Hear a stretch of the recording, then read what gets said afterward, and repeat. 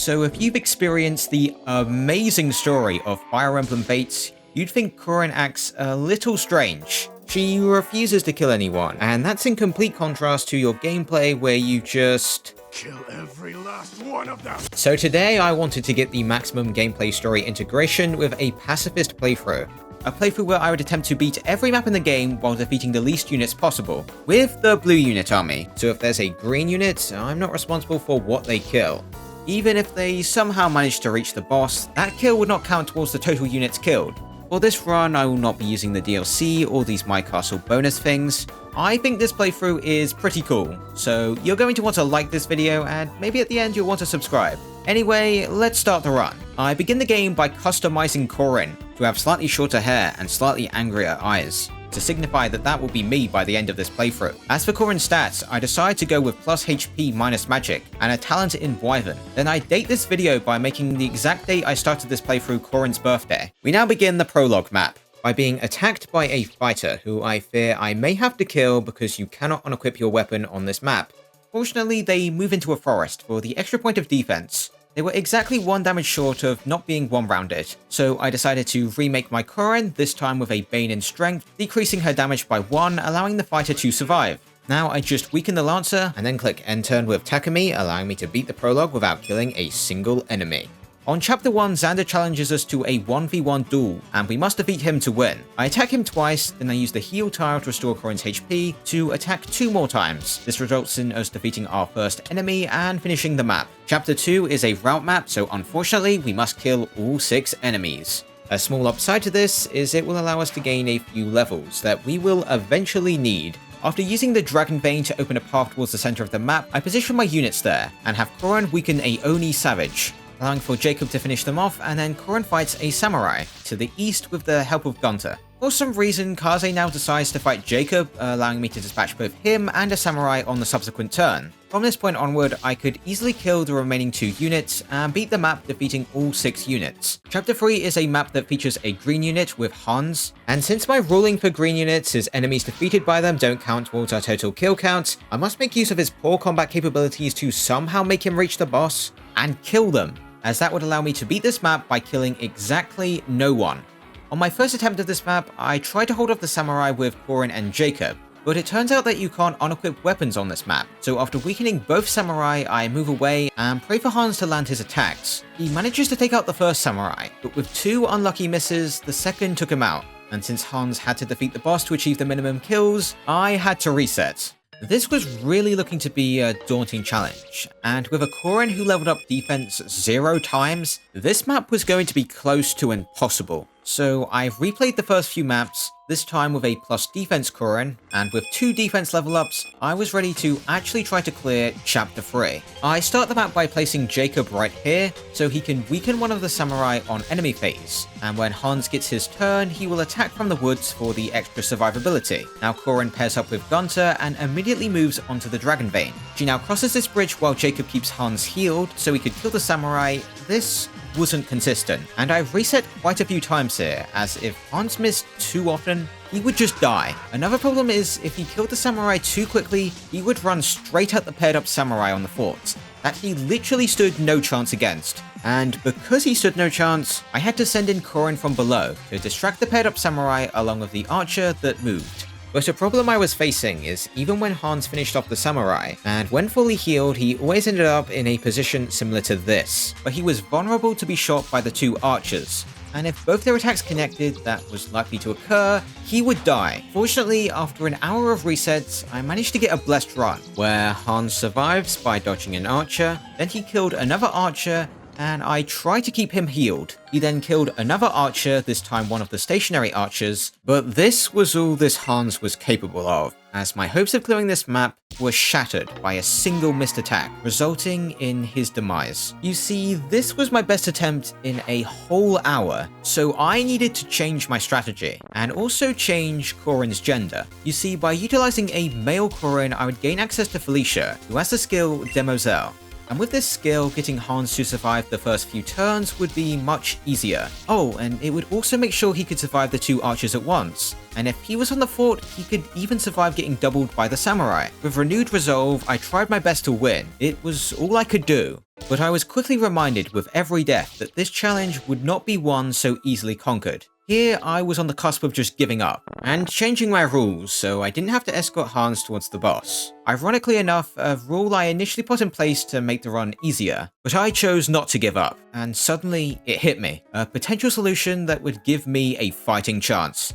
This time, as usual, I had Hans fight the samurai, and I then sent Kurin over the bridge to distract the paired up units. Here is where I fixed a flaw in my thinking. You see, I assumed that Hans had to fight the paired up samurai, but if I attacked, switched to the archer, and I stayed at the end of their range, I could bait them in that direction. So I used this to lure them to the other fort, while Felicia chipped down the archer, allowing Hans to kill them. And the other two archers would never move, and he safely dispatched them. With them gone and the paired up unit far out of his range, I assumed he would head down to fight the archers near the boss, but Hans had other plans. Murder was on his mind, and he had a target: the paired up units. I tried as hard as I could to catch up, but with his promoted move of 6, I couldn't intercept. So I tried to create a distraction to the south by using a Dragon Vein, but again my plan was a failure. But this one action of using the lower Dragon Vein completely changed my way of thinking.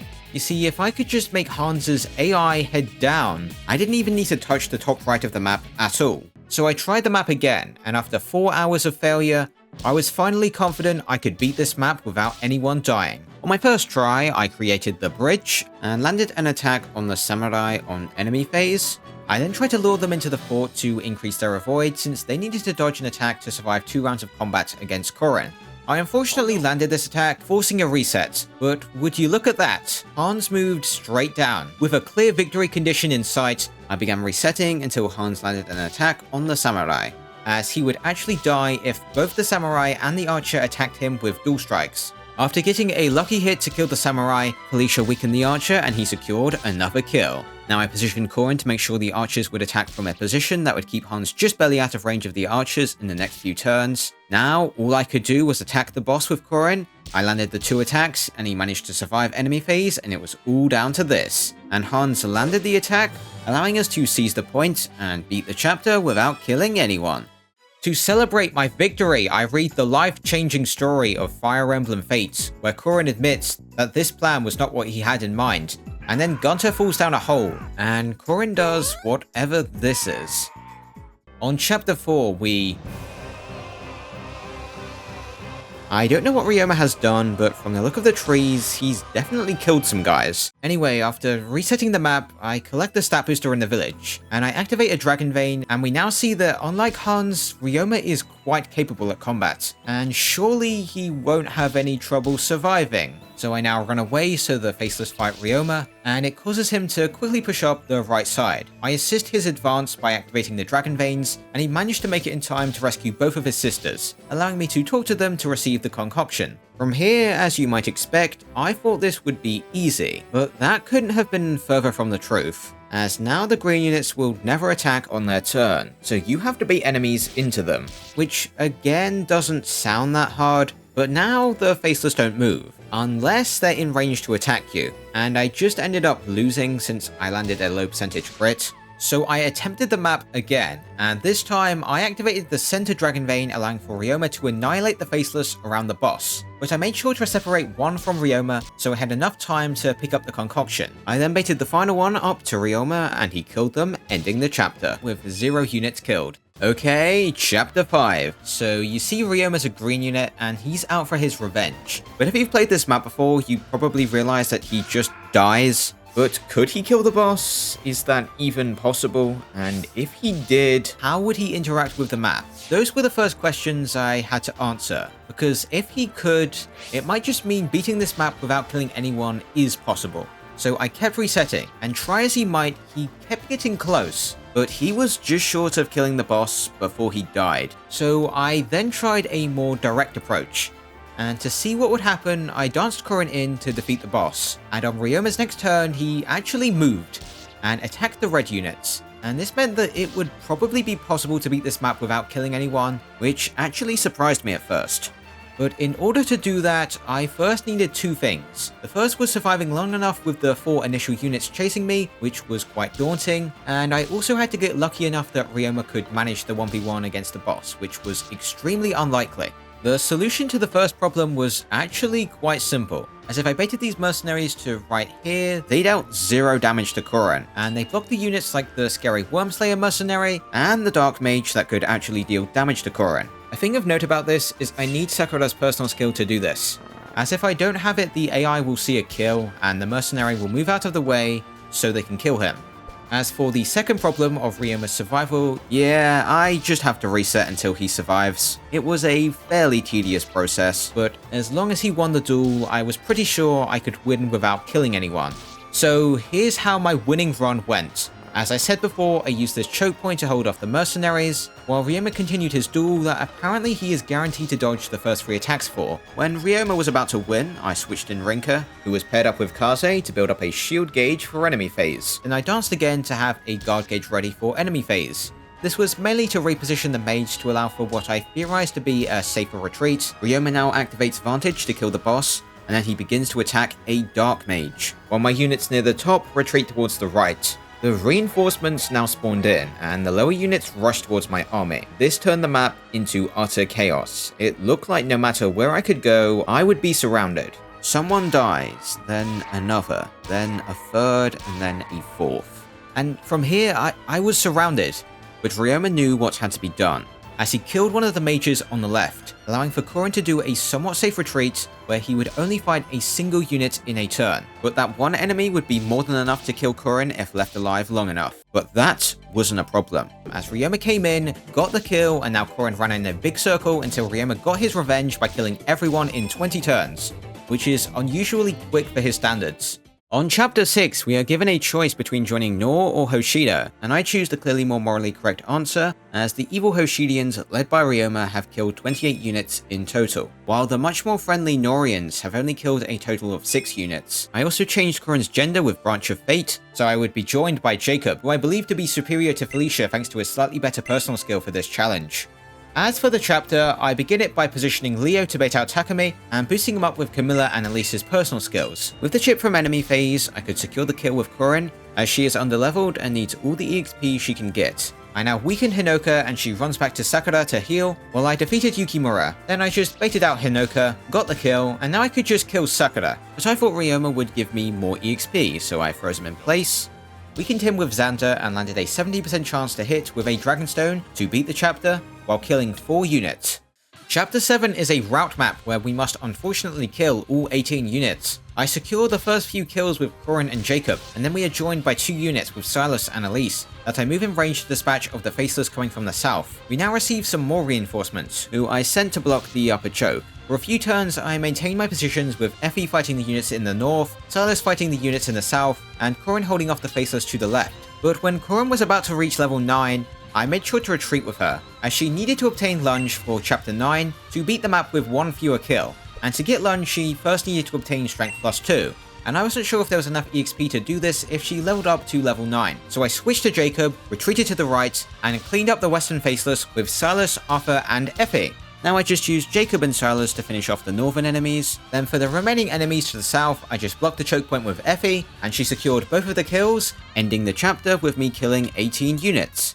The next stop was Chapter 8, where I have reclassed Corrin to Wyvern because, as I said before, I needed to learn Lunge that you get at level 10 from Wyvern. Since this map is a defeat boss map, we only have to defeat a single unit, and since the Lancers will summon reinforcements if I'm slow, I need to move fast, so I've rushed towards the right. But the Dark Mages were much stronger than I anticipated, and their strong attack power combined with Laura's freeze made pushing towards the boss quite a challenge. And what's more is, I had to make sure I was fast, or else the Lancer would summon a horde of enemy units, practically making it impossible to reach the boss. I lost my first attempt, but on my next try, I had a plan. You see, if I positioned like this, I could bait all the mages onto the ice, then I could activate the Dragon Vein to freeze them in place, allowing me to push towards the boss somewhat safely. Here, I separated a lot to split up the targets for freeze, so if an ally got frozen, they could just pair up to overcome the movement penalty. I then blocked the village, both preventing the reinforcements and securing a third village, allowing me to obtain the maximum gold reward. Now I just moved Jacob and Corrin towards Kilmer, I attacked him, then just barely survived enemy phase, and secured the kill on the next turn, beating the chapter with just a single unit killed, and I now read the story where I get the maximum gameplay story integration, where thanks to our valiant efforts we managed a victory without taking any lives. except the boss. I continued reading the story and found it quite funny how accurate to this playthrough the dialogue actually is. On chapter 4, we are joined by a green unit, which is good for our total kill count, but bad for how hard this chapter will be, as she will have to kill like every unit on the map. Anyway, I now break the upper wall and I bait the units there all the way over to Nyx, who both does not attack or move, so the only way she can kill them is for them to attack into her. So I used Elisa's personal skill and Gentle Home for better durability, combined with prematurely weakening them, so Nyx can kill them. When both units had died, I entered the fort from above, picked up the very important rescue, and baited out the spear fighters, and brought them all the way back to Nyx for her to dispose of. From this position, I thought victory was in the bag. I just had to lunge the Shrine Maiden out of the way, along with the boss. Oh. So it turns out that you can't lunge enemies that don't move. So I now thought my idea of reclassing Corin was a bad idea. But after observing the map, I quickly realized that lunge was definitely the solution. It was just far more complicated than I originally thought. You see these archers? If we lunge them, we can bypass having to kill this Shrine Maiden.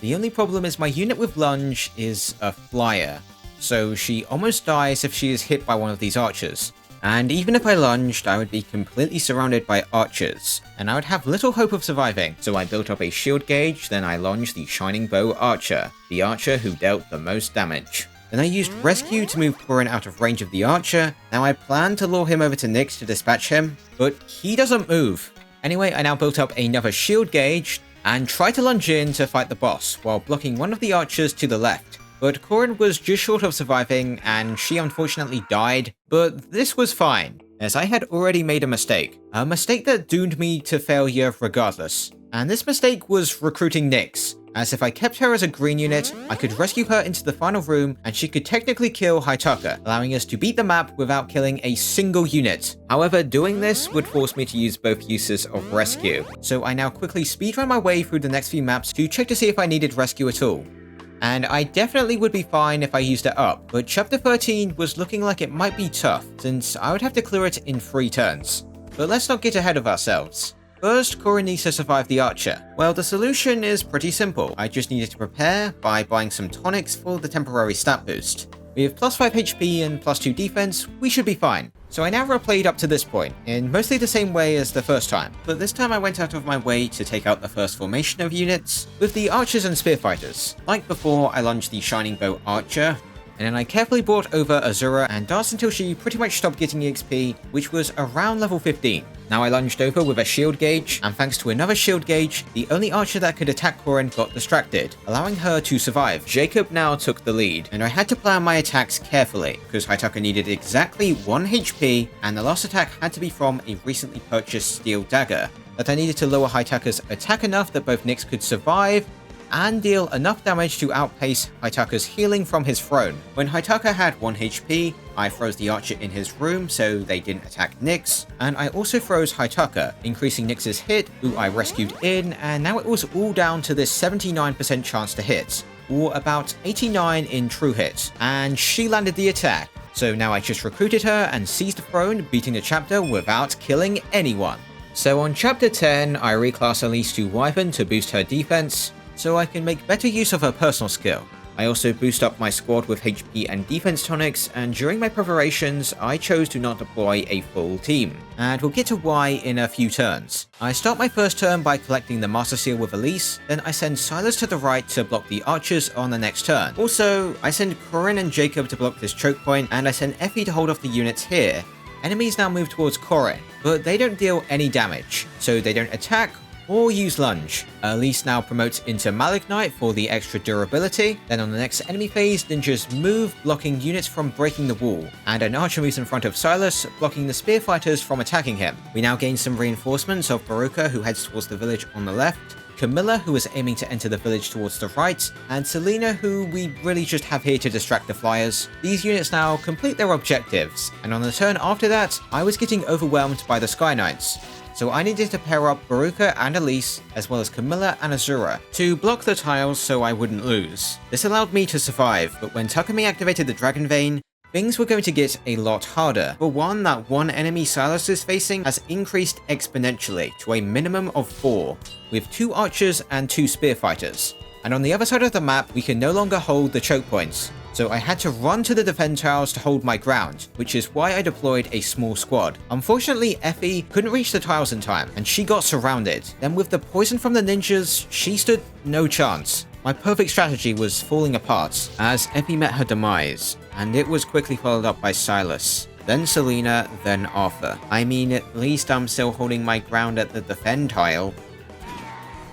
There was just one more turn left. I can still win. Azura gets attacked. I know if they land one more, she will die. I couldn't stand to watch, so I skipped to the next turn, and I ended up winning, but it was a hollow victory. I had lost a lot of strong units, and after thinking it over, I decided I should give this map one more attempt. This attempt begins almost the same way as the previous, but this time Silas and Effie changed places, as her much higher defense would allow her to survive holding off the archers when the water levels dropped. Elise now promoted, Camilla came in, I picked up the Draco shield, everything was going according to plan. But there was one problem. The Sky Knights felt more aggressive this time around, as they pressured Azura, and also the defend point. I had to pull back early. That was my best bet. So I created a line to delay the flyers, and after surviving, I ran into the 4 defend points. From here, the flyers dealt no damage, so they blocked the point and were pretty much dealing no damage. This was definitely thanks to stacking a few personal skills for the extra defense, as well as Jacob's gentle home.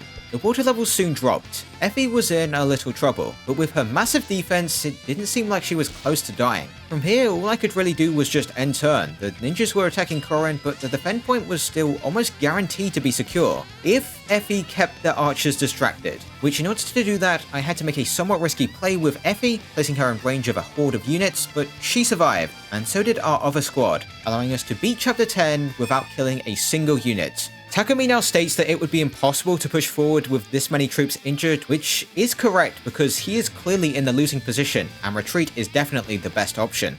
On Chapter 11, we finally have a fairly simple map, and since we're not under attack in the starting room, I decide to grind for a few levels on Azura, and now she is around level 20. Now I simply bait out the units in Rinka's room to allow Camilla and Elise to head straight for the stairs. In the next room, Elise's extra point of movement granted by pair up allows Camilla to clear the entire room and avoid being hexed by Izama. For enemy phase, she switches to fire to avoid one-rounding a mage, and now she reaches the final room with Hinoka. From here, it was pretty simple, as Hinoka dealt minimal damage to Camilla, so I just kept attacking her until she was low enough that Elise could finish her off with the help of Camilla. Just before I got the kill, I had Corin and Silas bait out the archers near Setsuna, so I could send Silas up, dancing with Azura, and switch with Niles to obtain the Spirit Dust. Now Camilla attacked Hinoka to end the map with only a single unit killed. The evil Hinoka now suggests that she should retreat and leave the dead behind, before getting reminded by Rinka that I am doing a pacifist playthrough, so I didn't kill anyone. On Chapter 12, I gather a few of my units near this pot, as it boosts defense. From here, I now use my high defense units, like Camilla, Corin, and Baruka, to block the 2 samurai and ninja from attacking my squad, while they run up towards the left. There were 2 samurai here, who I had to block them from moving and just take the damage.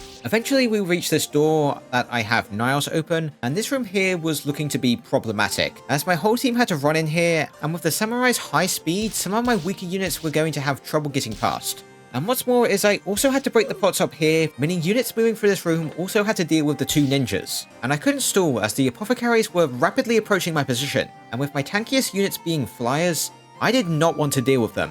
So I had to push into the cramped room, where a huge horde of units were approaching from the south. Fortunately, with a shield gauge, I survived enemy phase, and I also dodged a freeze, allowing me to safely retreat into the next room. Break this pot with Silas, move him out of range with shelter, then Camilla took his place, and had enough defense with an every pair up that the only unfrozen samurai couldn't deal damage to her, so he wouldn't move to block the path towards the escape tile on the next turn. It seemed like my plan would all fall into place, until Corin got frozen, but that wasn't enough to stop me. So I lunged a samurai over the wall to clear a path towards the escape tile. I now transferred Corin over to Jacob, then I transferred Nyx over to Laszlo, and I paired up with Azura. Nyx now broke the only pot in my way, then Jacob moved, got danced, and I switched over to Corin, allowing me to clear this map without killing anyone. Okay, Chapter 13.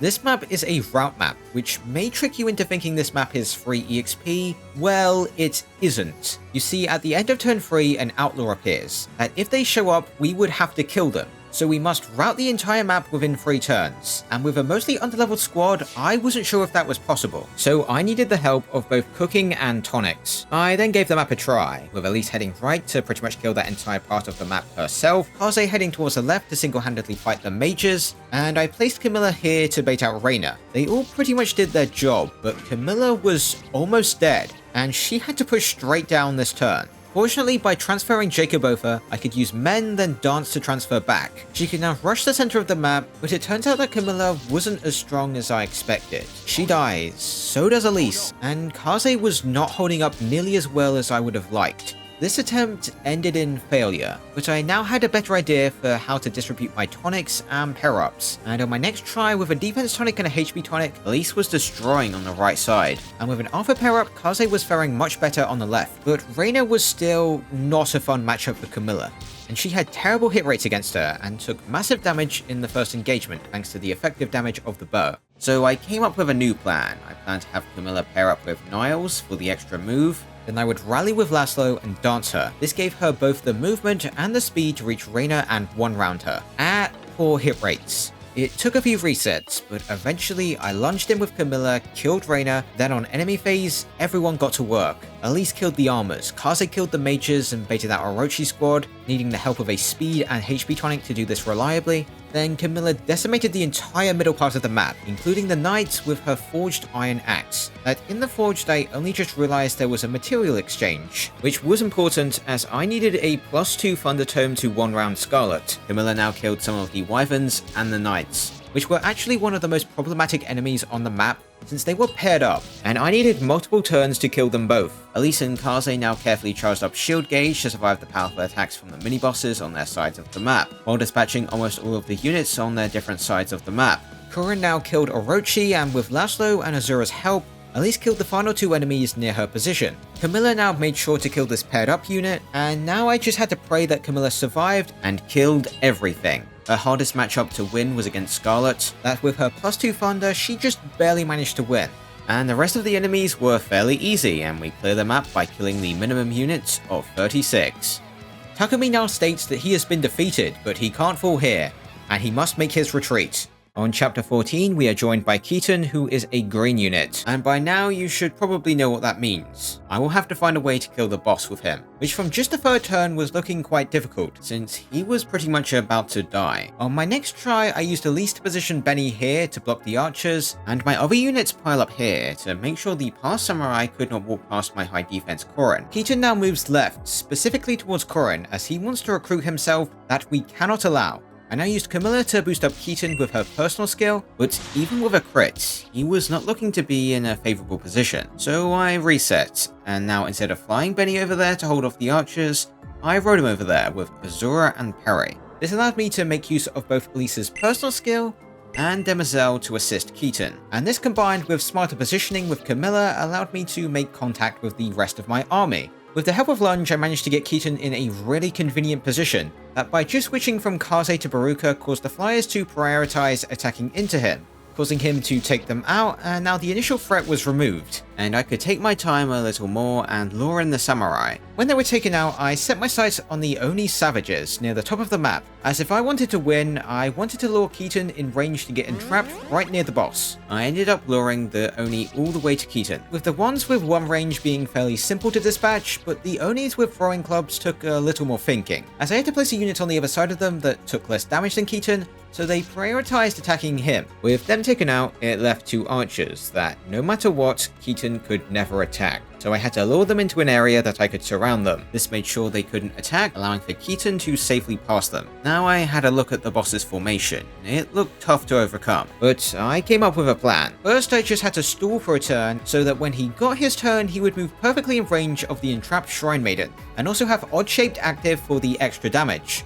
But if he just got entrapped, the archers would kill him. So I used Lunge with Korin and Camilla to block the archers from moving. Then I froze the run next to Korin in case she got entrapped, as I expected her to be a higher priority entrap target than Camilla, who had much better durability. Then I placed Elise next to the entrap unit to really disincentivize a entrap, and I enfeebled the boss. This caused me to get some chip on enemy phase, Keaton now moved in place, and I landed a freeze on the boss and the archer. Then with the freeze's extra hit, Camilla weakened the boss, then Keaton got entrapped and landed the final blow, allowing us to beat the map without killing anyone. Also, Keaton? He's gone now. We can't recruit him. He canonically got summoned to Fire Emblem Heroes or something, I don't know. Chapter 15 is overall a pretty uneventful map, as we just have to escape with our 3 units to win. I tried escaping with Azura paired up with Corin first, but with her not granting any defense on pair up, I decided to just abandon her on the sledge, certainly hoping what happened to Gunter may happen to her. Corin now moved near Gunter to allow them to pair up, and Azura was now safe since nothing could reach her on the sledge. Gunter and Corin now just ran around this section of the map to create some space, while gaining a modest amount of EXP from chipping down some of the opposing army's troops. When they reached the escape point at the bottom right, I separated from Gunter, and he escaped on the next turn. Now I just moved down here and around the map clockwise to pick up Azura, and I continue to progress by heading in this direction. When I am near the escape tile, I enter combat for a little more EXP, then I escape the map without killing anyone.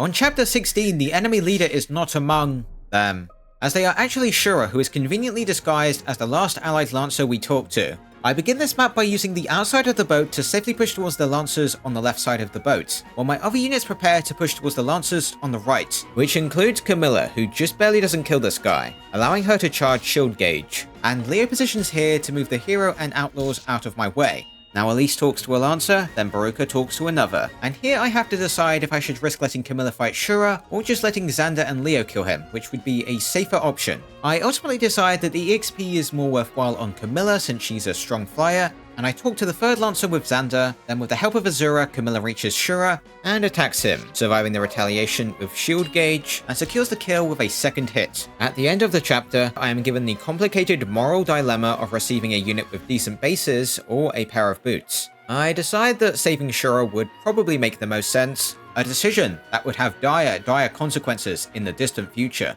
On chapter 17, we are temporarily joined by Green Unit Saizo, who somehow must kill every unit on the map and make his way to the boss so we can technically beat this map without killing anyone. Anyway, I positioned Corin in this choke point and waited for Saizo to catch up, and he steadily begins to attack the approaching ninjas, and it turns out that he's actually pretty good, and without too much trouble we cleared out the first few ninjas and moved on to the next group, with Corin blocking the choke point again, but unfortunately for some reason, Saizo refused to kill this ninja right here, and that made it really hard to heal him up, as I actually forgot to buy a physics. I really tried to keep him alive, but with the chip from his personal skill, the chances of his survival looked bleak. So I desperately tried all I could, but it caused me to make a mistake, and Camilla died, one of the most valuable units in my army, so I had to reset. Fortunately, my next attempt went much better, as Saizo didn't run out of the original choke point, and it honestly made it easy to take out the once problematic ninjas. But when just one ninja remained, a quirk of his AI was revealed,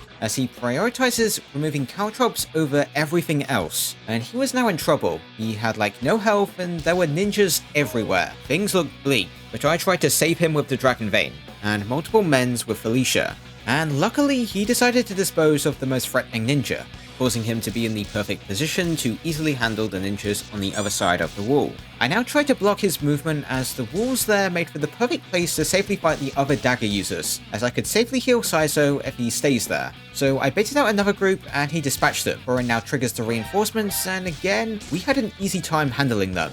So from here, I sent Saizo towards the center of the map, and baited out one of the Swordmasters, weakened them with Camilla, and I activated the Dragon Vein to redirect Saizo away from the ninjas in the south. He took out the two Swordmasters and moved left away from any enemies for some reason, while I used Xander to trigger the reinforcements. He now revealed the reason why he went left, as he really wanted to remove the caltrops there. Anyway, I now bait out the reinforcements in this room with Xander, then I activated the Dragon Vein, and now Saizo begins his assault on a few units that I managed to split up from the main group with the Dragon Vein. As you would expect, they were easy to take out, but I quickly identified what Saizo's next objective was. It was the caltrops. What did you think it was? He wanted you to disarm them. There were a few mediocre units in the way, but from behind I was being flanked by a puppeteer, and since I understood Saizo's priorities, I placed Corin in range so that he could not disarm the caltrops, and instead moved in to attack, easily killing them, and now his sights were set on another set of caltrops?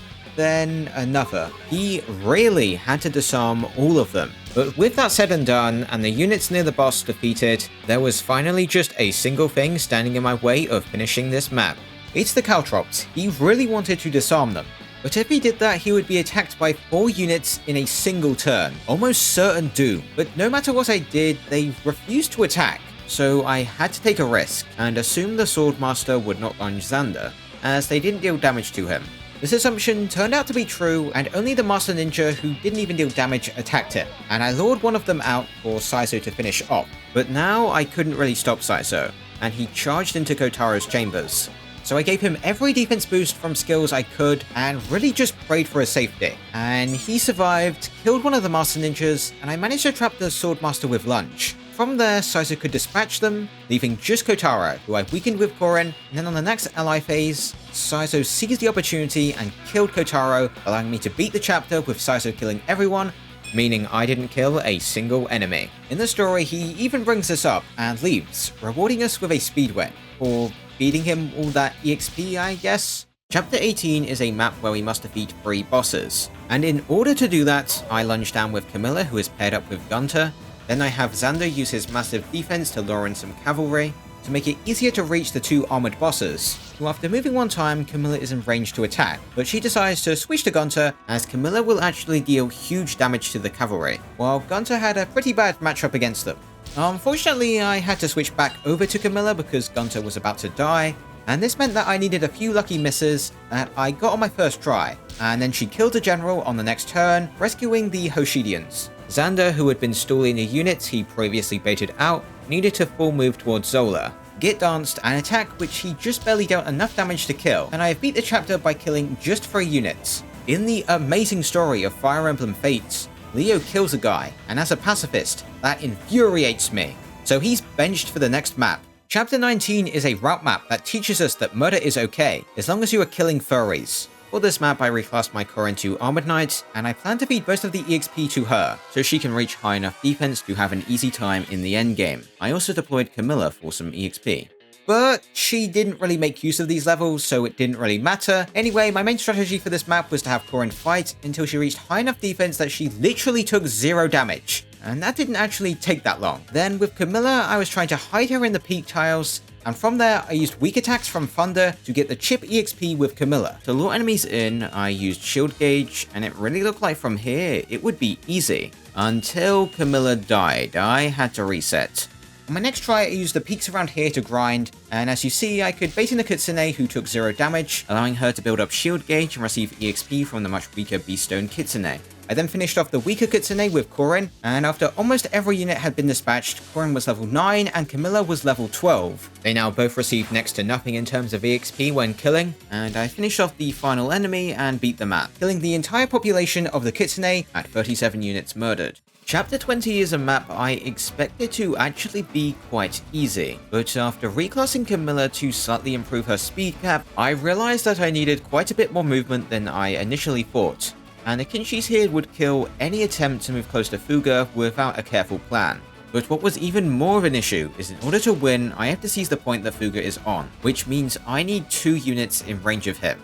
But actually, I also determined I needed to open the chest below Fuga as it contained a Dragonstone Plus, which grants a huge +9 defense boost, and I was confident that I needed it to stand any chance in one of the endgame maps. So I now needed almost 3 units in range of Fuga, and for another map in the future, I also needed the rescue in the chest to the west, so that was another flyer that had to be occupied. With these restrictions, I was having a hard time figuring out an opening move, as I need to win quickly, because if I was slow, enemies would start to move, and from here, I wouldn't really have the space to move. It took some resets, but I finally found an opening play. You see, if I reloaded to a previous save, Camilla as a Malik Knight could wield tomes, and have a weapon triangle advantage on the Kinshis, giving enough a void that dodging the Kinshis would at least be possible. On my first try, I positioned here, the most aggressive position I could think of, and for some reason, the Kinshis wouldn't attack. This was all I needed to solve this chapter, and on my next try, I did this.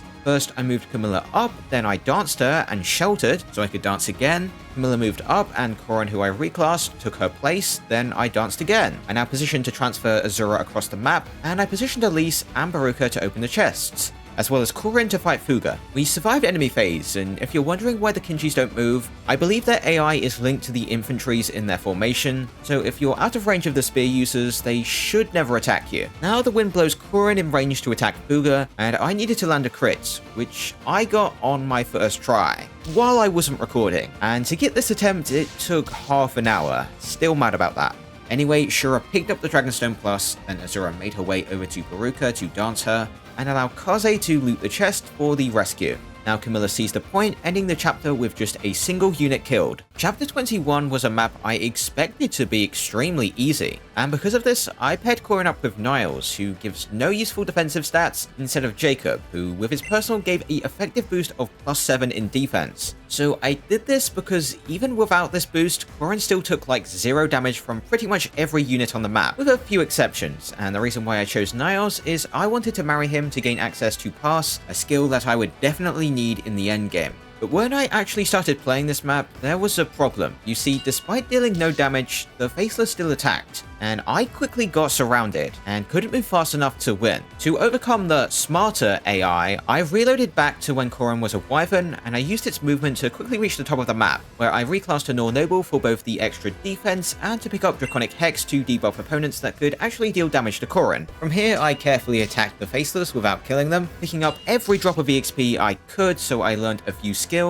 and was about to level to level 12, so I could have an easy time picking up the Adventurer skills.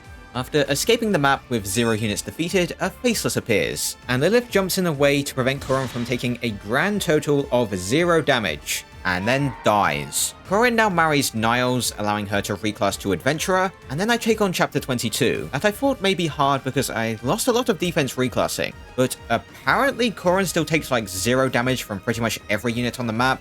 The only unit that was close to being threatening was Hana, who was only really a threat if she activated Rend Heaven, but I quickly slipped past her and engaged Yukimura, who with enough time quickly met his demise, allowing Korin to reach level 14 and learn Lucky 7. She now seized the point, and with just a single unit defeated, I move on to Chapter 23. Chapter 23, like the previous map, was fairly simple. Just run left with Korin, attack until she levels up and learns Pass.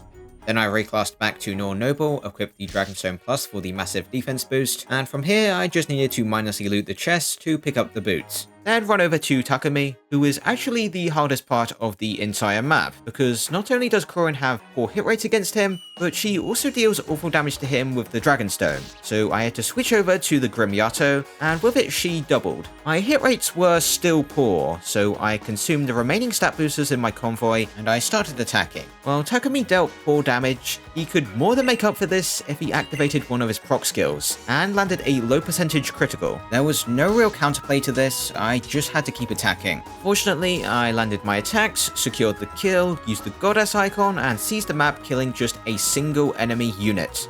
Chapter 24 continues the trend of the past few maps being quite easy.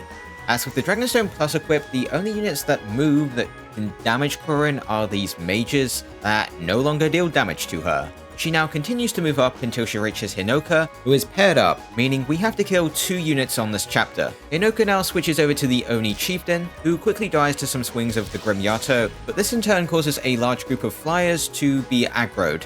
So I lured them towards the bottom of the map by equipping Yato, then I switched to the Dragonstone, reducing their damage dealt to 0, allowing me to create enough space to duel Hinoka without interruption, who is actually quite easy as she has opted to equip the Bulk Naginata, making her unable to activate Luna, which would have been the only method of her dealing significant damage, and she now just dies. I seized the point and beat the chapter by killing just 2 units. On chapter 25, Ryoma uses a samurai technique of a T-pose to challenge Korin to a duel, but oddly enough, he will wait patiently for 20 turns before beginning his assault. Some would think that this is to make sure that if you have a bad Korin, you would still be able to beat this chapter, but I am confident that Ryoma just doesn't want to beat his Fire Emblem Fates revenge % speedrun that he set back in chapter 5, where he cleared the map getting his revenge in exactly 20 30 turns. Anyway, Corrin now runs up to Ryoma, and from there they begin their epic duel, where they deal minimal damage to each other. There's no real strategy here, I just attack Ryoma on every turn, and on turn 21 when Ryoma will begin his assault, he dies, and we clear the map killing a single unit of Ryoma who just kills himself in a cutscene.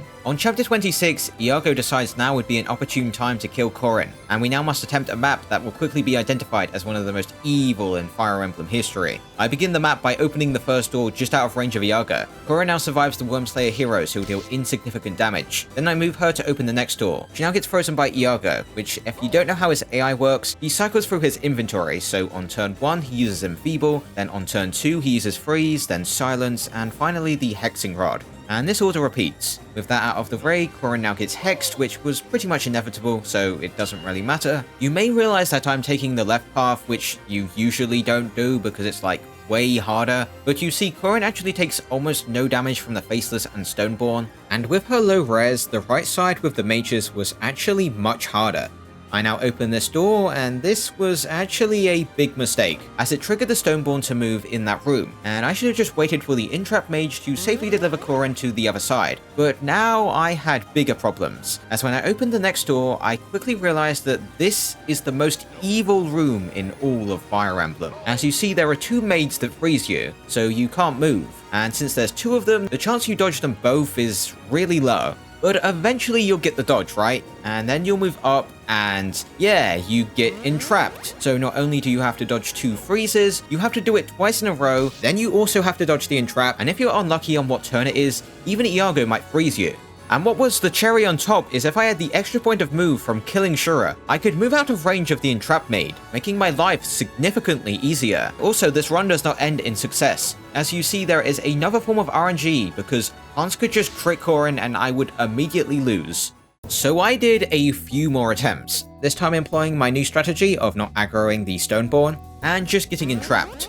Now I just began the endless suffering that was waiting until I got lucky enough to escape the evil clutches of the Entrap Maid. This sucked, by the way. Like, this whole map took like 2 hours just to get a single good attempt of, most of which was just clicking end turn and hoping for success.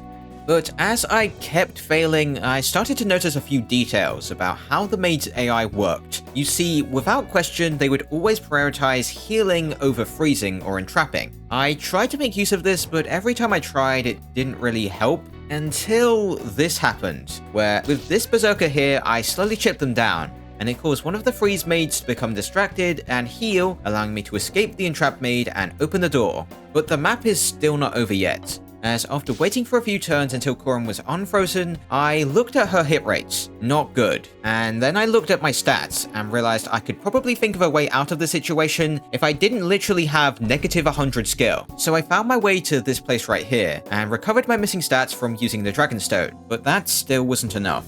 So I baited the entire room of units down by equipping the Yato, and with some crits with the Dragonstone, I had a clear path to Iago by attacking another general to cause the maids to heal rather than freeze. Now I one-rounded Iago, and it looked like I might just win, but then the Stoneborn began to move.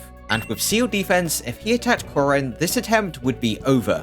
I needed to dodge freeze, and I only had about 4 turns to do this. I had spent 5 hours just resetting this map. For it to end now would be awful. But Corrin kept not dodging, and on the final turn before the Stoneborn could reach Corrin, I couldn't watch, so I skipped, and this rewarded me with the dodges I needed to end the map. Iago now begs to be spared, but since I have literally just been tortured for the past 5 hours, I happily watched Leo kill him. Now I did some preparations of buying 2 arm scrolls to boost sword rank, and I also made sure I could class change to Bow Knight by buying a marriage seal. Then I confronted the, whatever this is. Going into this map, I didn't really have a plan since it's usually fairly easy, and for this run that was also true. All I had to do was burn the entrap uses, then make my way to the stairs where I equipped Yato for the lowered defense, and I used this to bait the enemies away from Garon, allowing Corrin to come in to land a few attacks, but I couldn't quite kill him fast enough with his HP regen, and one of the soldiers reached Corrin and attacked. If I landed a crit here, I had to reset. Fortunately, I didn't, and with another attack on player phase, I killed Garon and beat the map with just a single unit defeated. Suddenly, Takumi comes out of nowhere and kills Corrin. We now see Corrin's strangely modeled feet before being sent to what I can only assume to be the afterlife. a plot point so iconic that they had to bring it back for Chapter 22 in Fire Emblem Engage. We now start the final map. That would probably be impossible if I attempted to do it the intended way, so I needed a cheese strategy. After thinking it over, I thought of a plan that might just work, so I reclassed Corrin to Bow Knight and I began the final map. On turn 1, I needed to position like this, and then on the following turn, I moved straight down with Corrin. And then I rescued down Xander, who was paired up with Azura.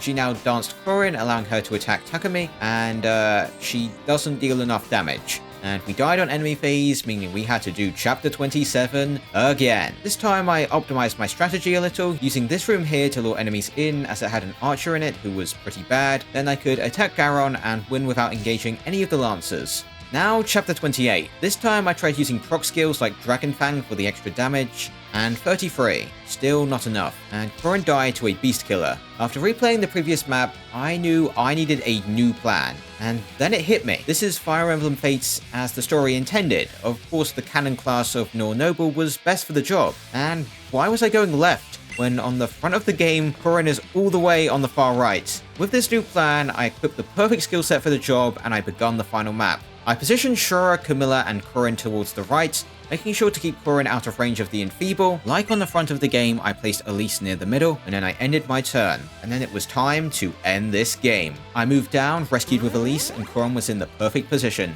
Now Shura traded over the rescue and did the same to Camilla and Azura. Corrin now moved here, attacked for shield gauge, got danced, and then attacked Takumi. But she didn't kill him? Was my plan wrong? Was the front of the game really not the answer? Corrin now took 50% of her HP due to Takumi. And then unit after unit quickly died. It didn't look good.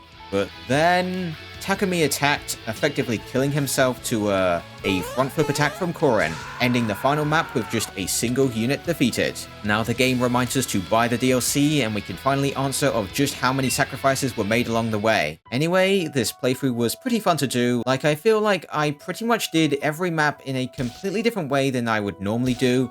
What was also fun is just building up my knowledge of this game, like figuring out that if you lunge these archers, they don't move, and getting a grasp of how the AI works in Chapter 5, then applying that knowledge to help in Chapter 10. I generally think the Pacifist challenge is one of the most fun in Fire Emblem, and I think the green unit rule I added from my previous Pacifist run definitely made this run more interesting. If you want to see me do a different Route of Fates or a different Fire Emblem game with this challenge, let me know in the comments, and make sure to like the video if you did, and also subscribe. Bye.